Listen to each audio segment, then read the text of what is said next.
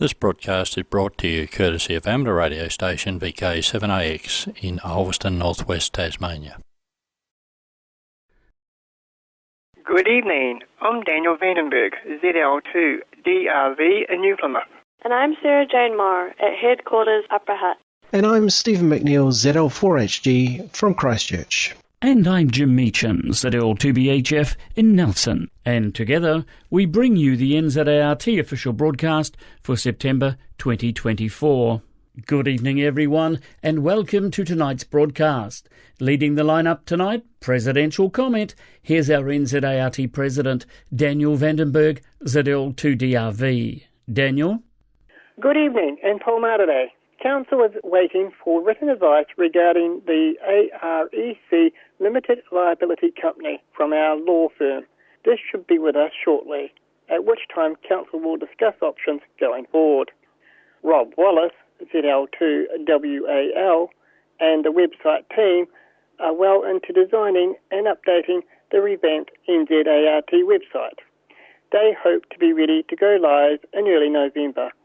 To have access to the new members section of the website on day one, you will need to be a current paid-up member of NZART. Your temporary login details will be emailed to you once we are ready to go live. So please make sure NZART has your updated working email address so we can do this as well. Please contact admin at nzart.org.nz with your email address by the end of October to be sure you can have access on day one. John Moriarty, ZL2JPM, has indicated he would like to step down from his current position of IARU Region 3 Liaison. Expression of interest are currently being sought for this position.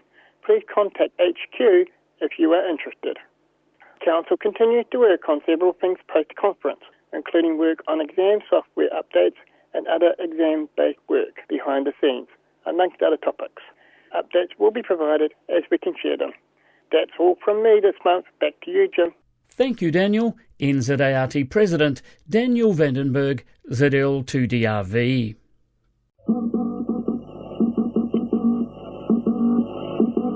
The first ever two-way radio communication between New Zealand and England was made on the 18th of October 1924 by Frank Bell of Shag Valley Station in the New Zealand South Island region of Otago.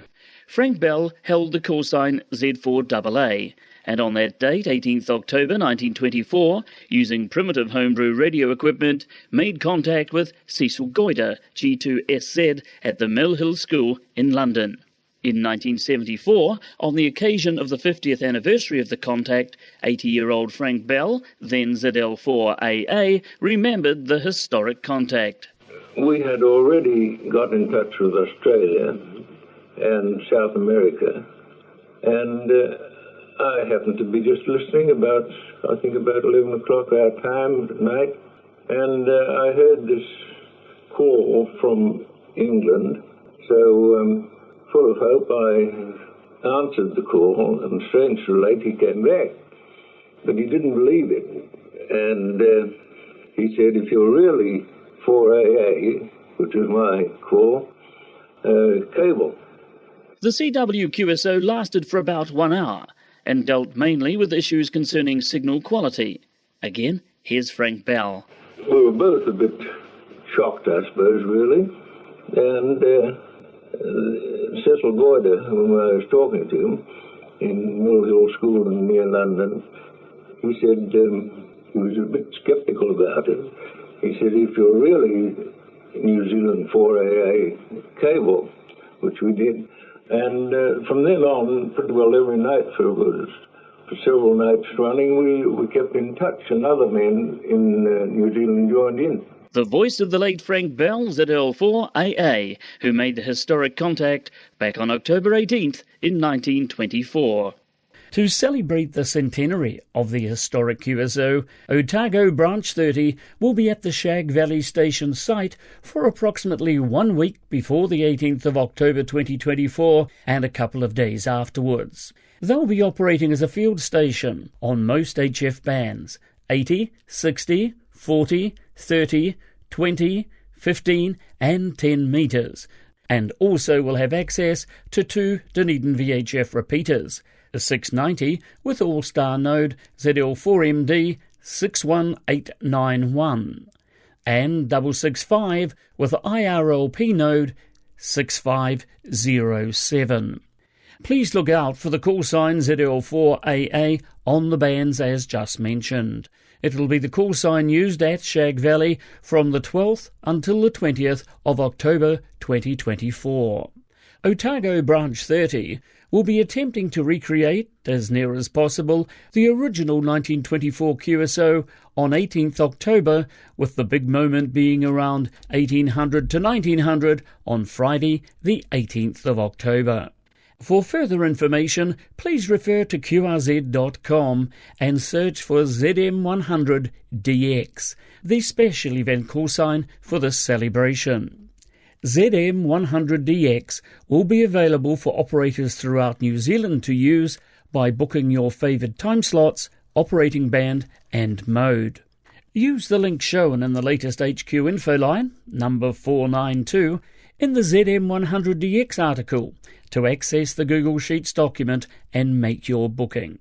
It's available from late September until 26 December 2024, and Otago Branch 30 looks forward to your support and participation with this. And that information tonight on the upcoming centenary celebration for the first transglobal Antipodean two-way radio contact from New Zealand to the United Kingdom was supplied by Alan Walton ZL4QC, Martin Belch ZL4JH, and from the NZART official broadcast archives. It's to Upper Hutt we head now and join Sarah Jane Morrow at NZART headquarters. Thank you, Jim, and kia ora NZART. It is election year this year for the office of NZART President and Executive Council. For those interested, the election notice and nomination form can be found in this month's info line and the upcoming issue of Break-In. Please ensure that you have sent the form to the returning officer by 31st of December. Further information can be found in the election notice. Headquarters would like to encourage members to take advantage of the rebate period, which will finish at the end of November. Make sure to pay before then in order to take advantage of the $15 discount to your subscription fee. We will be sending out account statements next month as a reminder. Lastly, there is still no confirmed destination for next year's conference, but we're hoping to provide further updates regarding its location next month. That's all from us at headquarters. Back to you, Jim. Thank you, Sarah Jane. Sarah Jane Morrow, reporting from NZART headquarters. The Manawatu Amateur Radio Society Branch 20 NZART is holding its annual table sale next Saturday, the 5th of October, at the Longburn Community Centre, 17 Nairi Street, Longburn, and that's off State Highway 56. Doors open for sellers at 8:30 a.m, and the rope will drop to start trading at 10 a.m. This year, the selling area will be roped off until 10 a.m, with only sellers setting up allowed. However, the kitchen and toilet area will be open beforehand. The usual kitchen food, along with hot and cold drinks, will be available. The cost of a table to sell your own surplus goods will be $25 for a full table and $15 for a half table. For further details or to book a table, email tablesale@zl2ko.org.nz. tablesale@zl2ko.org.nz. And remember, this is a cash-only event, so please bring small change if possible. That's the Manawatu Branch 20 table sale next Saturday, the 5th of October, at the Longburn Community Centre, 17 Nairi Street in Longburn. Now for an update on international amateur radio news, we join the team at the Amateur Radio News Line. Our top story this week is the demise of the Green Cube satellite. It was loved and well used by avid DXers and DXpeditioners, as well as those making more casual satellite contacts. Jeremy Boot, G4NJH, tells us what happened. The popular Green Cube satellite IO117 is no longer functioning, the result of what is believed to be radiation damage suffered in medium Earth orbit. The satellite, which is owned by the Italian Space Agency, was developed by S5 Lab at Sapienza, University of Rome. The team attempted to send commands to reactivate the orbiter earlier this month after it suffered a communication blackout, according to a report by the AMSAT news service. S5 Lab is not optimistic that Green Cube can be restored to service, acknowledging that high radiation exposure can be an issue in a medium Earth orbit. They added that it was unclear whether Green Cube would have a successor. The AMSAT report also stated that Green Cube is not the only medium Earth orbit satellite that's been affected by radiation levels. It was, however, the first satellite in medium Earth orbit to carry an amateur radio payload. S5 Lab and AMSAT Italia expect to hold a webinar about Green Cube's mission, which it said exceeded all expectations the team had for it when it was launched in July of 2022. This is Jeremy Bucci for NJH. NASA astronaut Sunita Williams, KD-5PLB, has taken the helm of the International Space Station as its new commander as she and fellow crew member Butch Wilmore await their return to Earth in February 2025. The pair's mission aboard the ISS was supposed to last only 8 days following their arrival via Boeing Starliner, but complications with the spacecraft delayed their departure, and Starliner returned to Earth crewless. By the time the duo returns home aboard a SpaceX Dragon capsule, they will have been in space 8 months. This is Williams' second time as commander of the ISS. A notable pioneer who helped create the IARU Region 3 organization has become a silent key.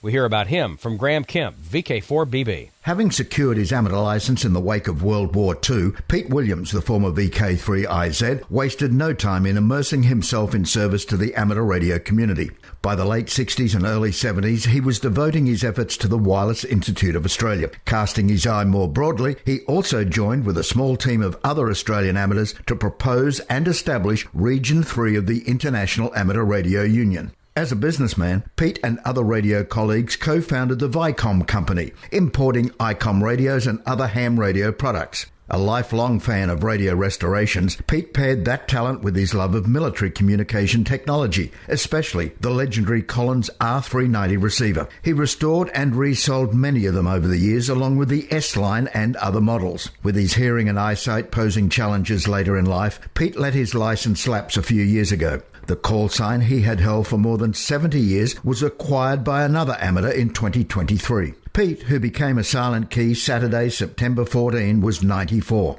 Roger Harrison, VK2ZRH, editor-in-chief of Amateur Radio magazine, told Newsline that a longer article about Pete and his life will appear in that magazine's next issue. This is Graham Kemp, VK4BB.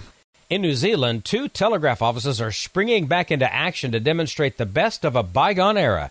Jim Meechan, ZL2BHF, gives us those details.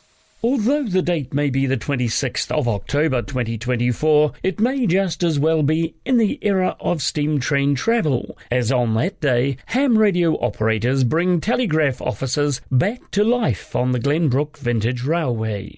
It will be Labour weekend, but it will also be Morse Code Day, as visitors ride the steam train between Glenbrook and Waiuku, and learn how messages can travel efficiently too, ham radio style. Visitors at Glenbrook will have an opportunity to have Neil ZL1NZ and Paul ZL1AJY send a telegram to Waiuku before they get on board to travel to the other station. Upon arrival at Waiuku, visitors may collect their telegram and send a reply via operators Martin ZL1MDE and Peter ZL1PX. The Franklin Amateur Radio Club is hoping to cultivate an appreciation for what was once the main form of radio communication back when steam trains ruled the rails.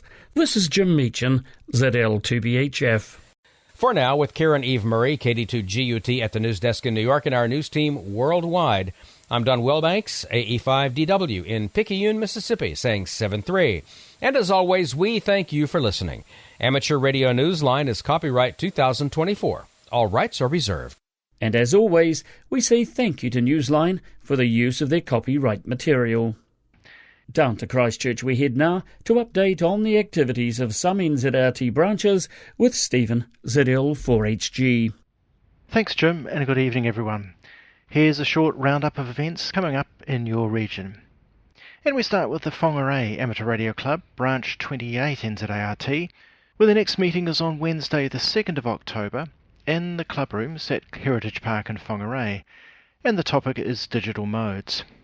To the Western Suburbs Radio Club Branch 03, and just an advance notice of the used equipment sale on Saturday the 2nd of November at the Rosebank Primary School Hall in Avondale. But I'll give you another reminder next month.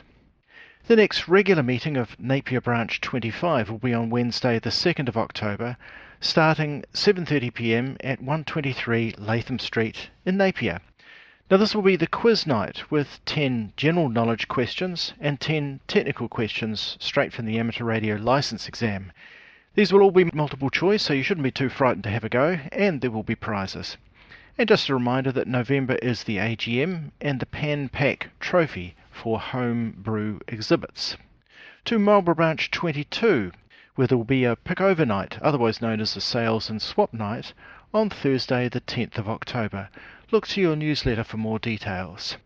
Down south now, Christchurch Branch 05 NZART has its next meeting on Wednesday the 2nd of October at the club rooms at 5 Idris Road in Fendleton, starting 7:30 p.m. The October presenter will be Paul Whiting, a retired police officer, and the topic, investigating murder, how to get away with it. Well, that sounds intriguing. And finally to Otago Branch 30 NZART, where meetings are held on Wednesdays in the club rooms at McAndrew Road in South Dunedin, usually. For October, on the 2nd, there will be final planning for the centenary at Shag Valley Station. On the 16th, the activity will be a night at Shag Valley. On the 18th of October, there will be the Shag Valley centenary of the first Trans-World Radio Contact. And on the 30th of October, Martin ZL4JH will discuss some practical work on duplexes and filters with a WVNA. Well, that's all from me. Back to you, Jim. Thank you, Stephen. Stephen McNeil, ZL4HG, reporting from Christchurch. Well, that's all for tonight. The next official broadcast of NZART will be made by ZL6A at 8 p.m. on Sunday, the 27th of October.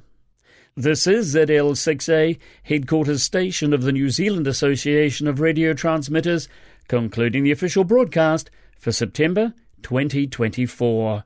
Good night, everyone. Good night now.